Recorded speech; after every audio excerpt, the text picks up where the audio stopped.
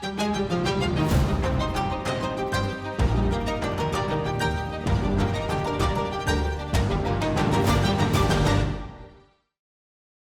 would have been a great detective, Marx, because he could always tell you how someone was making out better in something that looked fair.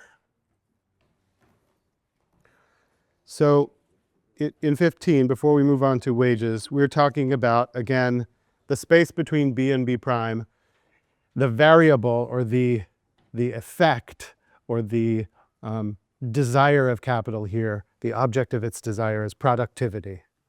This is what happens when you enter an age in which most things have become fixed, but you still need to get surplus value, and you need to get increasing surplus value, and you need to get an increase in the increase of surplus value. You turn to productivity. That is here the only dispositive that capitalists have at hand, at least in the middle of the 19th century. So you have this series of action mechanisms. When one thing moves, the other thing moves, sometimes in the same direction, something in a different direction. These things are correlated. One is the price of labor power, the other is the surplus value produced. But there are three variables. We talked about that last time. Extension of labor, intensity of labor, and then productive power. I'm just going to note a couple of things that we didn't get to last time. We know that with variable productive power, if it goes up, overall production of value does not go up because there's no added living labor, and according to Marx, there's no extra value there. There's no socially necessary labor time that's being added, just being transferred the value of the machine. So you have that value trap. That is, if you double your productivity in a day, you're making twice the amount of products, and each one is worth half the value, except at the very beginning of a spike in productivity, where prices remain at the old level of value, right? But after it evens out, people are making half per product.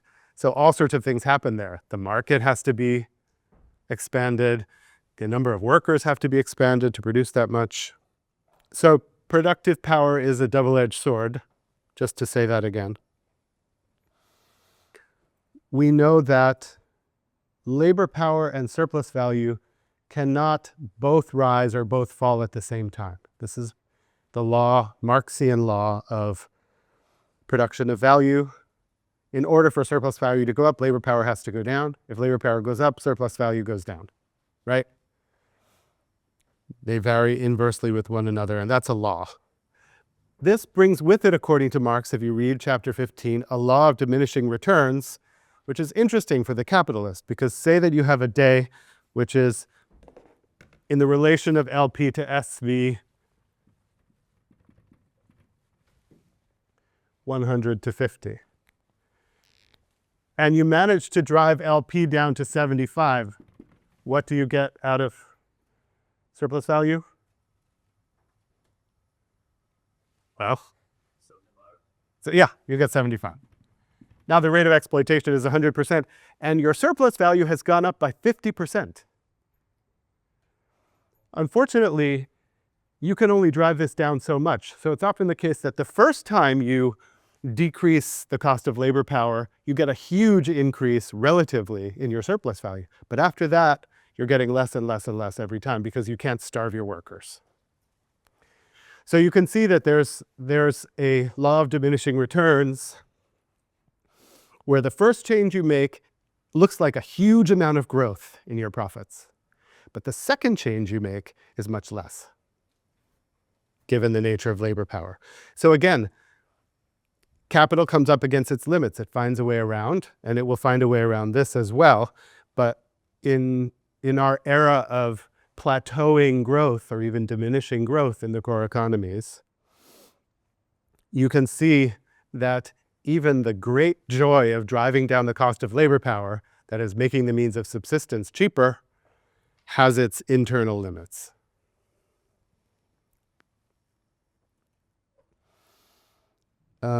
Earlier changes are substantial, later changes are smaller, generally speaking.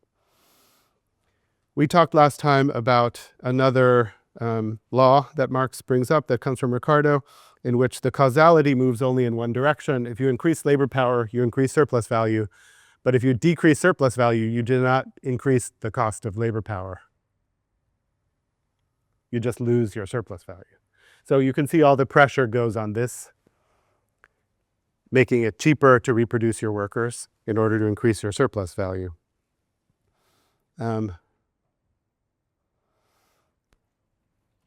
Marx notes to us that this doesn't mean that the quantity of means of subsistence for the workers goes down. It doesn't mean you're feeding them less. Maybe they're svelter, maybe they decided they don't need such expensive food. That could be. But in general, the quantity stays the same, and you've driven down the value of that quantity because it's become cheaper to produce, right? They still need the same amount of stuff for the most part. So you have a kind of satanic ratio, especially in the agricultural areas where you're basically making it much less, what do you want to say? Wealth producing for agricultural workers in order that everyone else can have the same amount of means of subsistence, but at a lesser cost. Does that make sense? It also means you have to, because you can't reduce the amount that people eat, let's just take food, it means you're expanding into richer and richer agricultural zones. That's called imperialism or colonialism. And those are just naturalized and brought into the capital system as part of its needs. Those are not the only reasons for colonization. There are old ones too, but that's the new reason for its continued necessity. There's another issue. Yeah. How is intensity of labor different? Intensity of labor means I actually put more of my energy into something. And so socially necessary labor time is measured on duration and intensity of time. There's two dimensions of the amount I put into working. Right, because I could work for an hour kind of like this, or I could work like Charlie Chaplin did.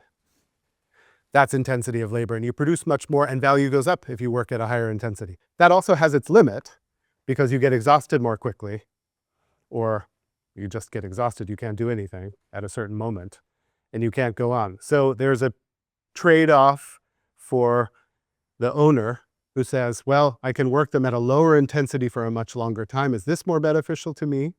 Or is it more beneficial to me to shorten the working day and work at a much more intensive?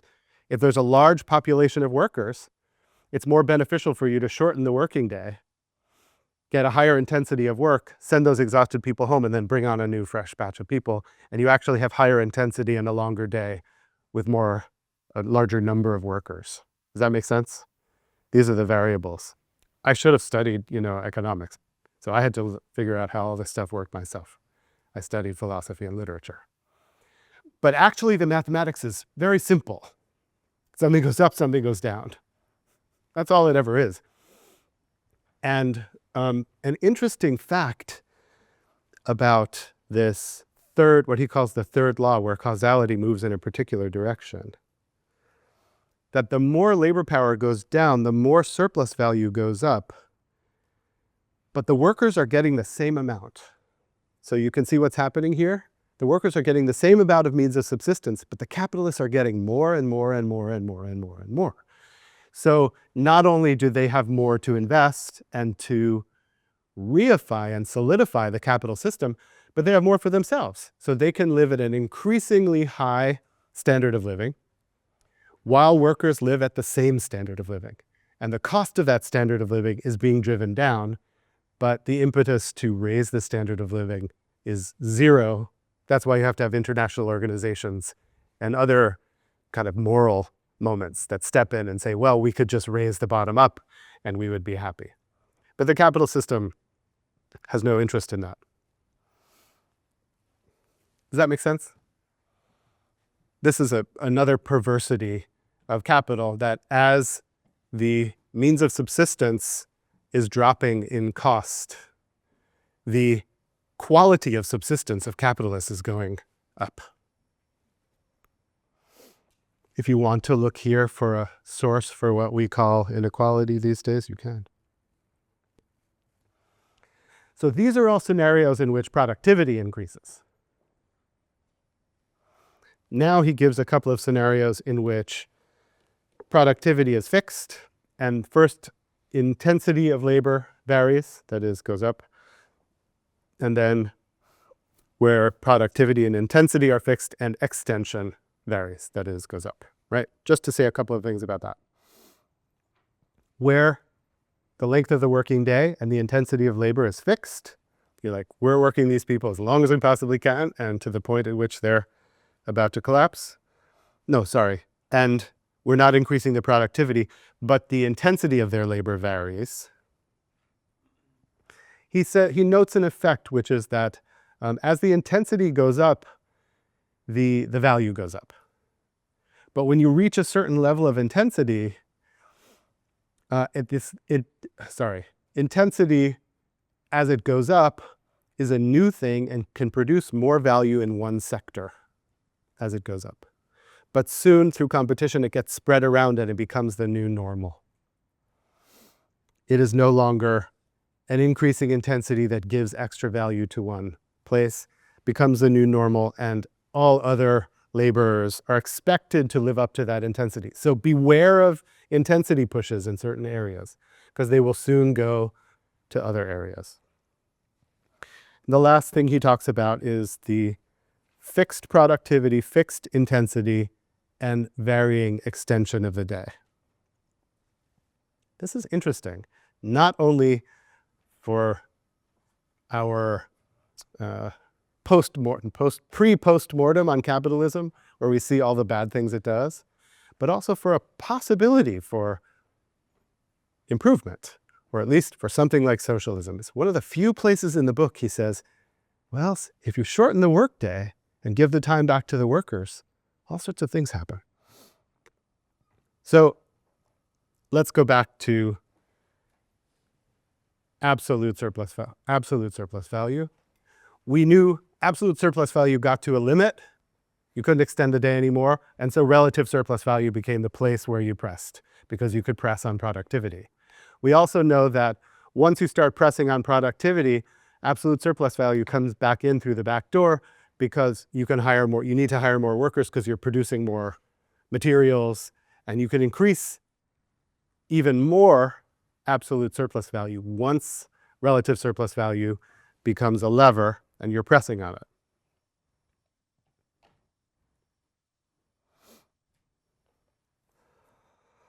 Once you're talking about post-productivity increase, post-productivity extension of the day, you can talk about shortening the working day. And you know that shortening the working day decreases the amount of surplus value and the rate of surplus value that's being made, right? And when intensity goes up, there are pressures to shorten the workday. Maybe because workers are getting sick, they're falling apart, they're getting injured more. Injury rates go up dramatically when the intensity of labor goes up. There's much less time to be careful, even. Not to mention the wear and tear is intensified. There's no healing time built in. There's less rest time built in. Does this make sense? But also because workers start to contest. This is too fast. This is too much. We can't do this. And so workers put pressures to shorten the workday even more. So this is something that happens, and to keep in mind in our critique of capital, that when intensity is in question, the length of the workday also becomes an issue. But we also know that extending the workday decreases the cost of labor power in relative terms. Again, this is just simple math. If this is the time it takes to reproduce labor power, and you go to C and you extend to C prime, this part is now relatively speaking bigger than that part, or labor power is relatively smaller. This is what I call the satanic ratio. The more you work, the less you make relative to the amount that you're working. And when the extension of the working day after productivity, post-productivity, PP, starts to happen, you get this satanic ratio intensified, where you're working more, but relative to the amount you're working, you're actually making less and less, even though you're making incrementally more than you would if you worked a shorter working day. Does that make sense?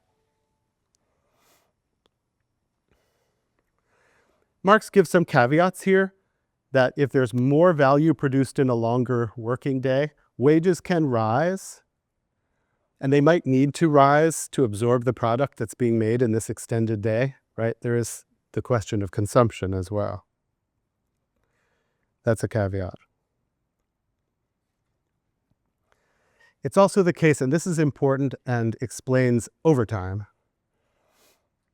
which will become important in the wages chapter, that over this extended working day, labor quality decreases. It degenerates. The longer hours you work, the more those hours at the end of the day have deteriorated quality of labor and deteriorated output. That's why through a marginal effect, you pay overtime. You pay more, you get less, but you're still making surplus value as a capitalist. Okay, so those are some of the variables. Are there questions about that? I know it's not fun. It's like looking at a dial going like this, back and forth. But these are the places in these little technical nooks and crannies, these are the places where capitalism does its exploitation. And Marx was fastidious about showing you in each case how this is working. Questions about this? Austin. Just to be clear about the difference between intensity and productivity, productivity is tied more to process, how commodities are being produced through different kinds of machinery or whatever, whereas Intensity has to do with how the workers are working. Correct? Yeah, productivity. There's a couple of ways to increase productivity. Productivity produces more products without any more input of labor. So that could mean minimizing the loss of labor through efficiency. And it usually means technological means of producing labor, where it's dead labor giving its value that's already been produced over to products. Salute.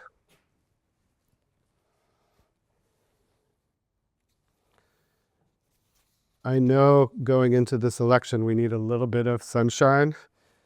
So let's just take a look at page 482 to 483. If the whole workday were to shrink down to its necessary part, surplus value would disappear, something that doesn't occur under the regime of capital. And by the way, this is in the middle of the last full paragraph on page 482, chapter 15. And by the way, even in a socialist regime in a big world, you couldn't reduce labor to just what individuals produce with no surplus value. You'd have to take care of all sorts of other things that aren't just their subsistence. There are buildings, there are probably managers of some sort.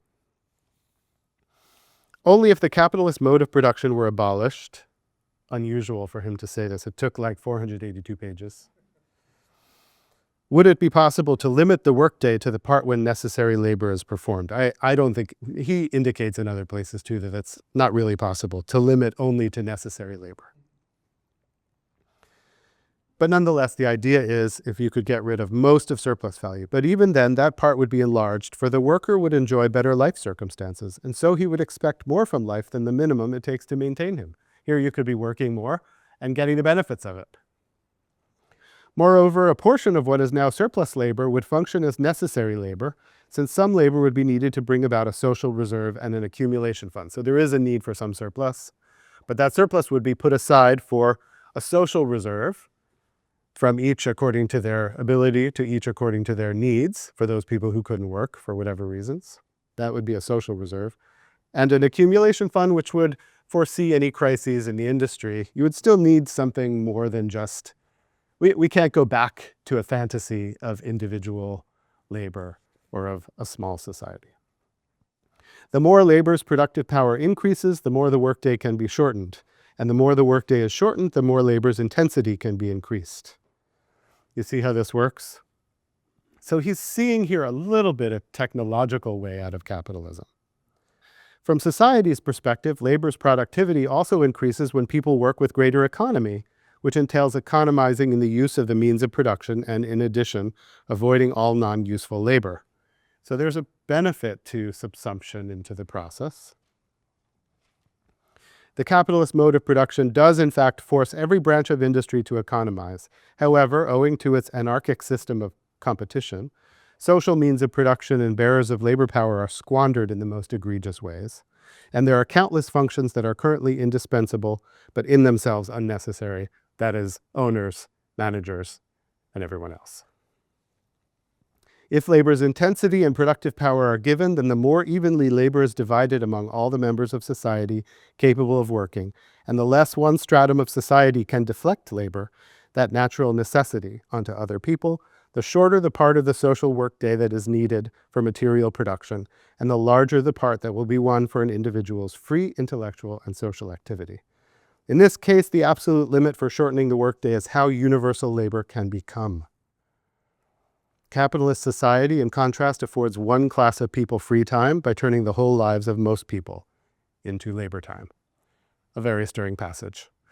Problematic in some ways, but a moment to think of what Marx is doing this critique for, potentially. Yeah. AJ. This is kind of the mini argument of his book right here, where he's saying the shorter part of the social warfare that is needed for material production, and the luckier part will be won for individuals. Free exercise. Do you think that's like kind of the motivation behind laying out this system, showing that you can actually win more to fulfill your own needs and desires? Yeah, I do. In a class in which we investigated modes of socialism, which I'm hoping to teach at some point, you would want to ask a lot of questions about this. Some critiques that come after, like Post-Stone's, but also Hannah Arendt's. Imagine Marx as saying, well, we need to, make everybody work and make work the highest value so that we can have some free time. And that has a problematic side to it. Richard. So I'm trying to understand his vision of society. And I there's kind of no so basically no nation and there's no what is Marx's vision of the social sphere and production? Because I don't really think that goes have a distinction there. What social arrangement is required to take the masses of people everywhere, basically, since capitalist society is everywhere now, to then do this. So you have two questions. One is, how is this possible? And the other is, what does society look like? And is he forgetting about things like nationalism and state structures?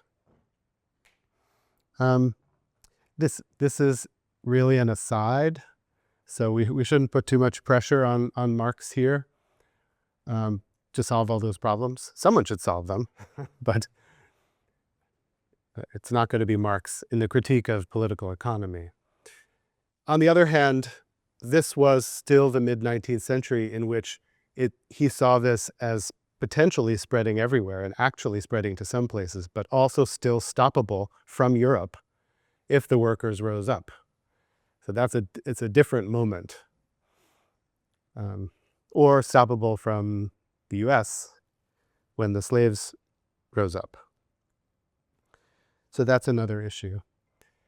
About what kind of sociality or what kind of social structures or what kind of institutions there would be under this, he's not saying, but he is convinced, and I'm not sure if we passed the sections in which he says this, but he is convinced that the state, at least insofar as it is law and enforcement, And insofar as law and enforcement is about only and purely about property, that economic considerations come first.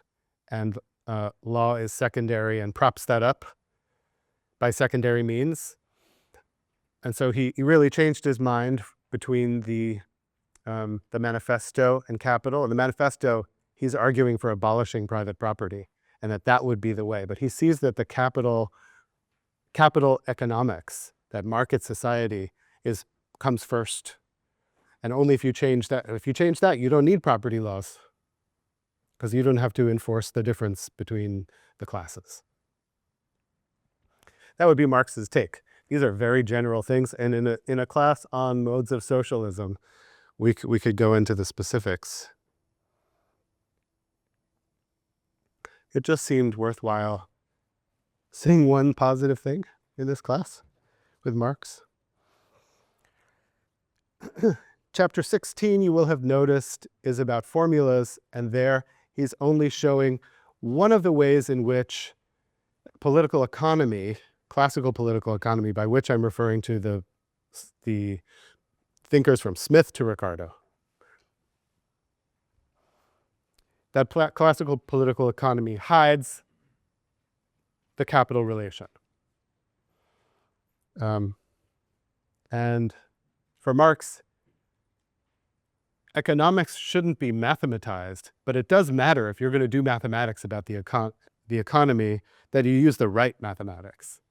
And so chapter 16 shows you that if you compare the production of surplus value, the magnitude of surplus value, to the entire working day, you get much less of a rate of exploitation than if you compare it to the production of the means of subsistence. That's that, and you can take a look through that if you need it. It's not unimportant. It is one place in which, because political economy, classical political economy, doesn't see the capital relation, doesn't see exploitation, it makes its formulas wrong, and that continues to cover up the exploitation. It seems like capitalists just think there's a whole workday. I give my capital, which is my contribution. Laborers give their labor. They get paid for the whole workday. What's the problem? Now we're going to see the problem. The problem is that great counterpart to the fetish of the commodity, the wage form. This, I think, is the most explosive part of the book. And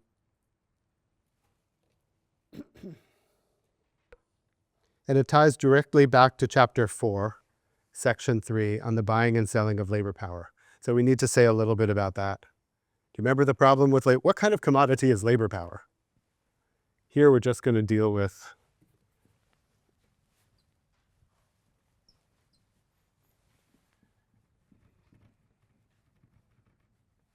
what kind of commodity is it? Let's do like 5 minutes of seminar style.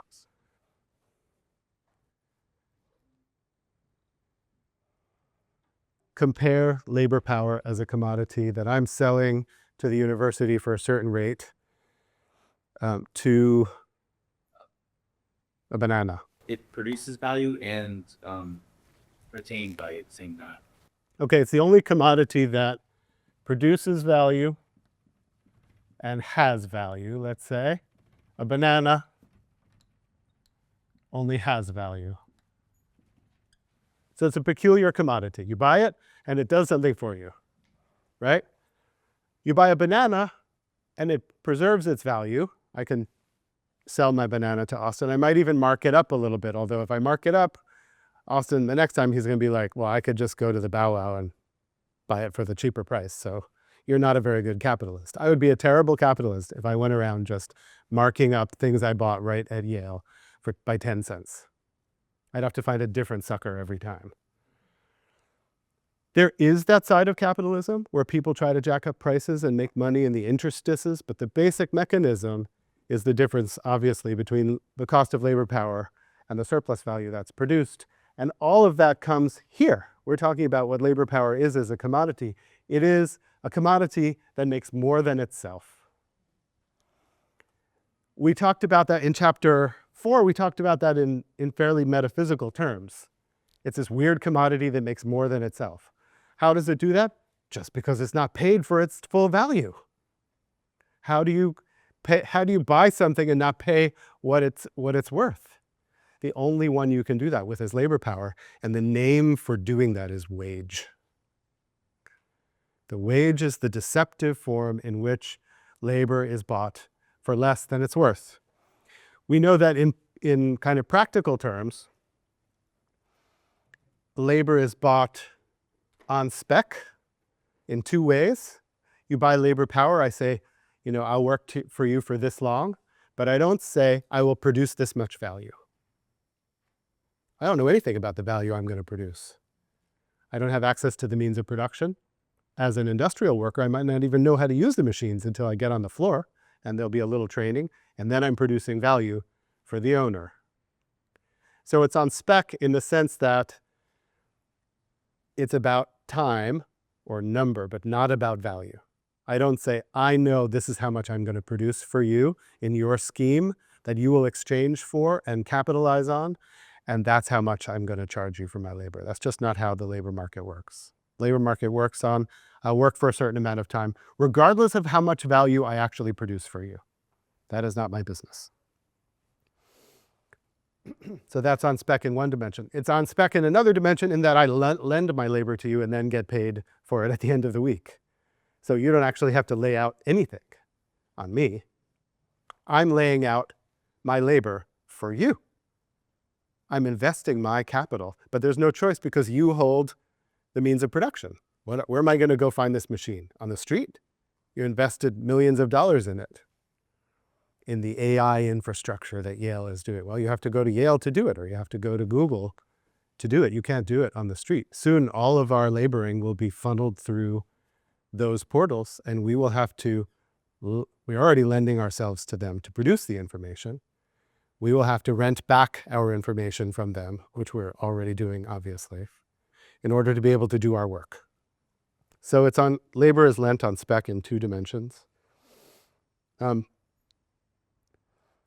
is to say, as Marx says on these pages here, it is a strange thing. It has to exist before it exists. I'm selling something that doesn't yet exist, right?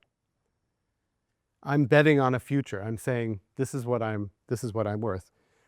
But actually, the way labor power is calculated, how is the wage calculated?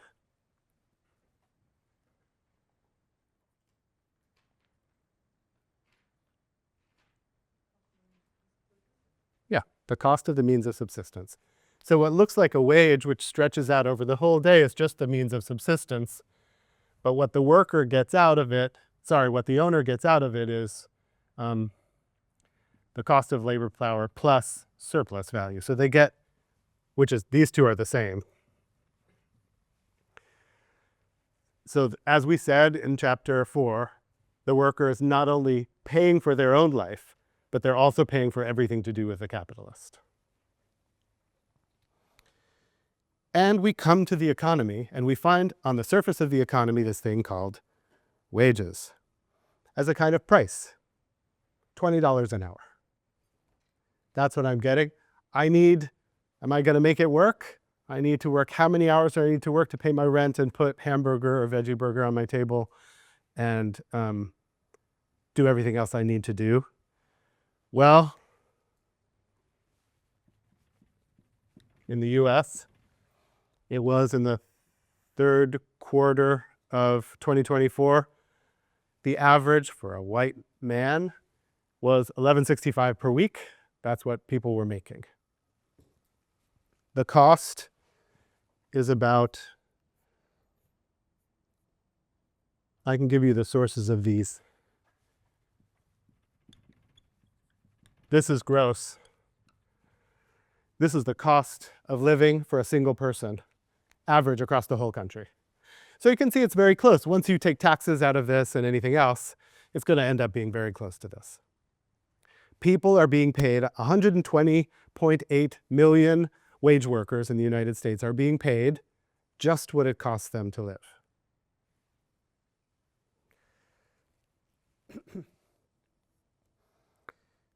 And what Marx wanted to do is shift the terms of the struggle around the wage from we need a little more because life is getting more expensive to this is fundamentally unjust because all the rest of it, which we are producing, is going elsewhere. We're working more and more and making less and less, and we only ever have what we need to survive, even though that now may include a car and a TV and an iPhone, which it certainly didn't include in the mid-19th century. Richard. But does Marx consider how like different populations are paid differently? I think the ways we can average and orders difference. This is my calculations from recent Bureau of Labor statistics stuff. Marx definitely is interested in the way different populations are brought into the workforce and used and can be paid less, like women and children, for example, and slaves at the time. He's very interested in that. But he's not doing an empirical study of those differences. Okay. I mean, it's clear from the things he's reading that one of the ways, we saw this in the Working Day chapter, that one of the ways capitalists can drive down the means of subsistence or the cost of labor power is to hire children who eat less. And they are part of families where the rent is being paid by someone else. So that's the distinction in that particular category. Or women get moved into the workforce because they're unskilled. They're unskilled, obviously not by natural capacities, but by historical convention in Europe at the time. And so they can be paid less.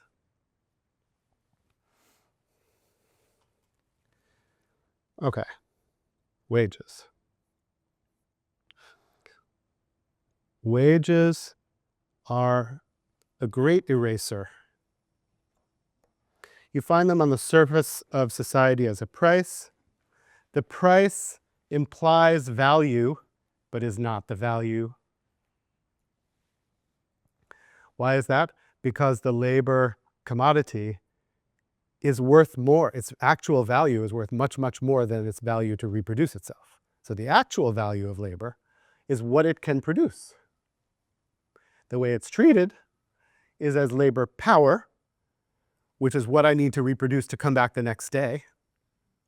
And the distinction here is between labor performed, or labor outcome, and labor power. We're going back to this distinction again so we can talk about wages. Samuel.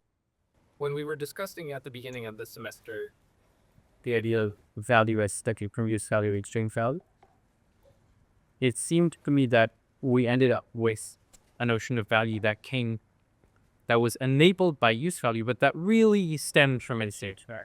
Yeah. And the exchange value of labor is the wage, not whereas the use value of labor is what it produces. So Prof is saying that labor is being priced inadequately compared to its value. It seems like it's being priced at value. Well, it's a different commodity because it produces more value than it is worth. Yes, exactly. And this is another way that Marx distinguishes between, let's say, labor power, which is the exchange value, and the total value produced, which is the use value.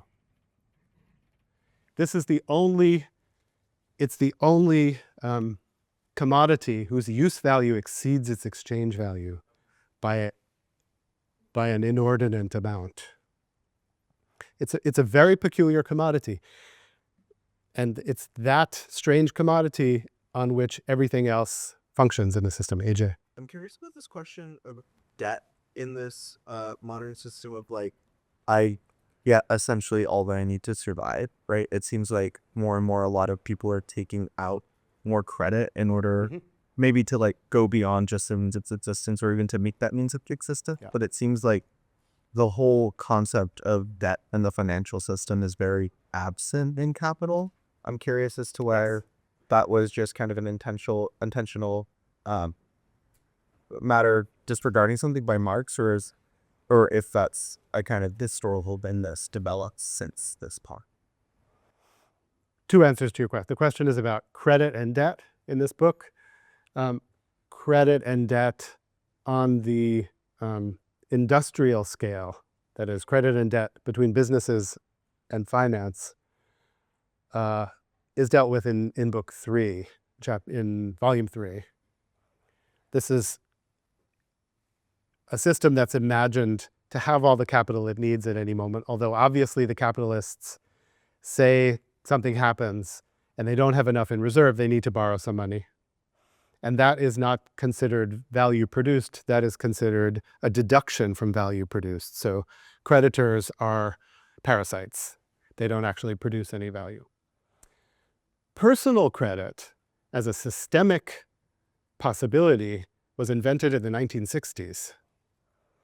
A very clever invention by companies who were both producers and became financiers, like General Electric or Westinghouse, other places, which said, well, if these people can't afford it, if we extend them the credit, they both pay us out over time, and we get to charge them interest for it, in addition to the value. They don't lower the cost of their products, the price of their products, so they're earning, that little bit extra that capitalists need.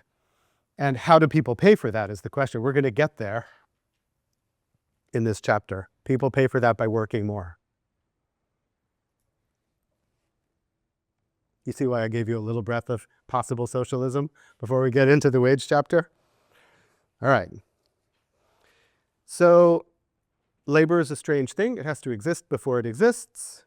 It is brought to market before it's created, as a writer says that Marx quotes in a footnote. It's a kind of a future, a bet. And the worker is always betting much below what will actually be the worth of that labor, the value that that labor will produce.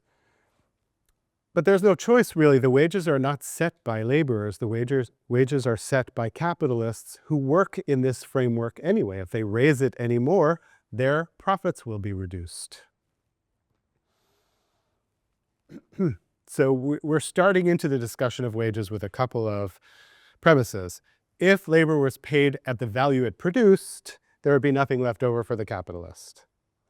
Instead, it's paid at the price of labor, which is less than the value it will create. So the oddity here is about the worker, right? You look at the worker and you say, you're worth what it costs to reproduce you. And a worker says to themselves, well, who owns what I create? This is where a moment where you could go back to Marx's theory of alienation, right? Why should the worker not imagine that whatever they're going to produce, they own as an extension of their activities and existence? Instead, they're paid at the price of labor. They're paid at the exchange value, and the owner gets the use value, like any commodity. But because the commodity is strange, the value exceeds its value. It is a kind of survalue, a meta value. Marx says the value of labor power is the cost to reproduce the laborer, but the phrase value of labor is a figment, and this is what classical political economy talks about. The value of labor is elastic. It's whatever I can get out of it.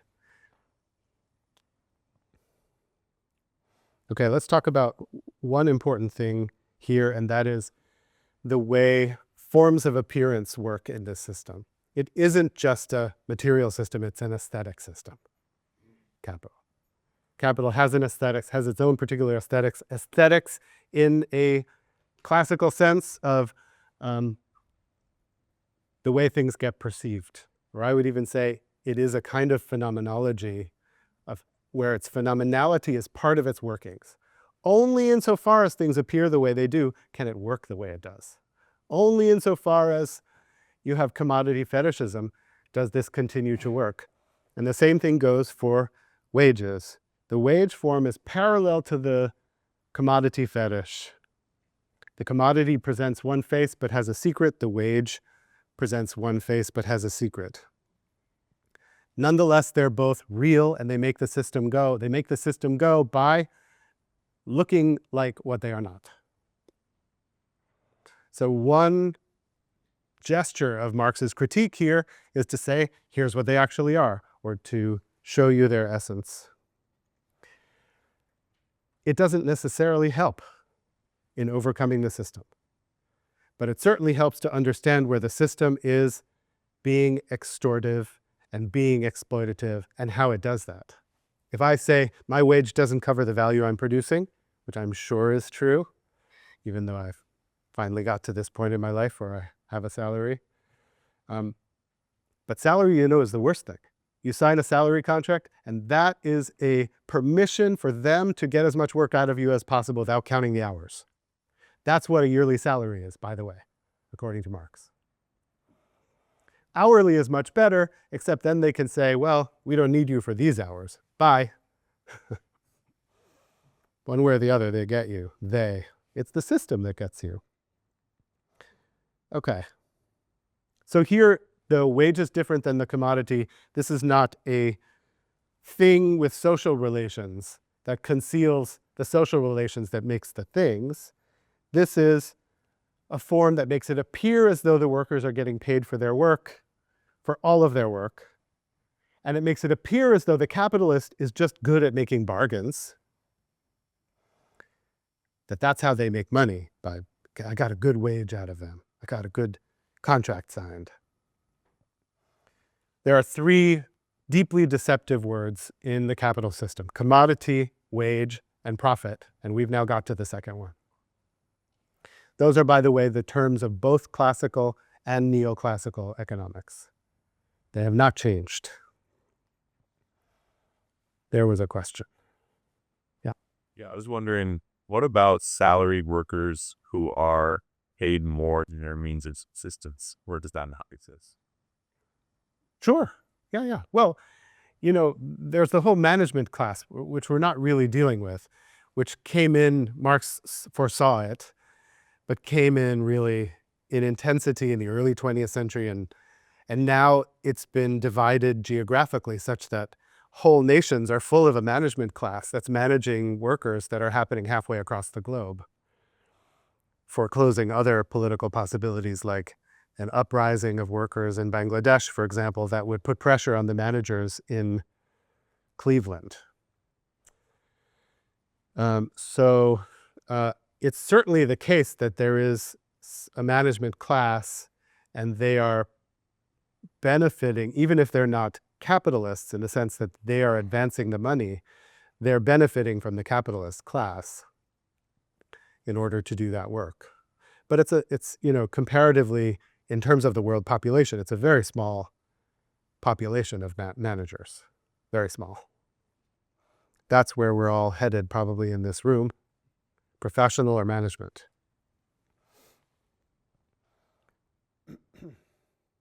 Okay, how are we doing? Yeah. I have a question, perhaps not related to wages, but Sure. yeah. So I think so far, the way you can talk about re-extraction, surplus value, and the way Marx talks about it as well, it's like in kind of individual interactions between a worker and the capitalist, or if like you kind of scale that up between to like many workers and the capitalist in a certain like workplace. I'm just trying to understand how this might relate to like at the social level, what the use of surplus value is for like society at large, not just capitalists, right? And how this relates to, say, Marx's like understanding of history. Because I think so far the way he's historicized like historical change is that it's happening technological change and like other social change, and they're kind of mutually self-enforcing in some sense. But some might argue that, surplus like value and the capital that generates is required for innovation or like movement of history and society. What would Marx say? That's a good question. The question is about, let's say, Marx's critique of technological progress and whether there isn't a kind of technological progress in history that isn't capitalist, or that Reliant on like surplus labor. that isn't reliant on surplus labor. I mean, you could certainly make an argument. It wouldn't be a Marxian argument, but you could certainly look for the role of surplus labor in history in producing certain kinds of cultural shifts and, producing change. I mean, if you do have that kind of latitude, these are really broad thoughts, but so I don't think Marx is arguing that in industrial capital, it's the first time where there is something like surplus labor or surplus, even just natural surplus. but the pressure to accumulate and the role of surplus and the need for constant surplus and the way populations are driven to immiseration under the system is new. And I think you can begin to, after you read Capital, you can begin to look at histories of innovation or culture as innovation as a suspect category, I have to say. Not history in a lot of sense. Maybe. And a history class for everyone. Well, that's an early Marxist sense. History is class struggle. When we get to original accumulation, you'll see. I mean, that is class struggle. But just a piece of coarse evidence that innovation is not so important. Up until 1780, there weren't that many. And then suddenly, you're innovating all the time. All right, thank you all. See you next time.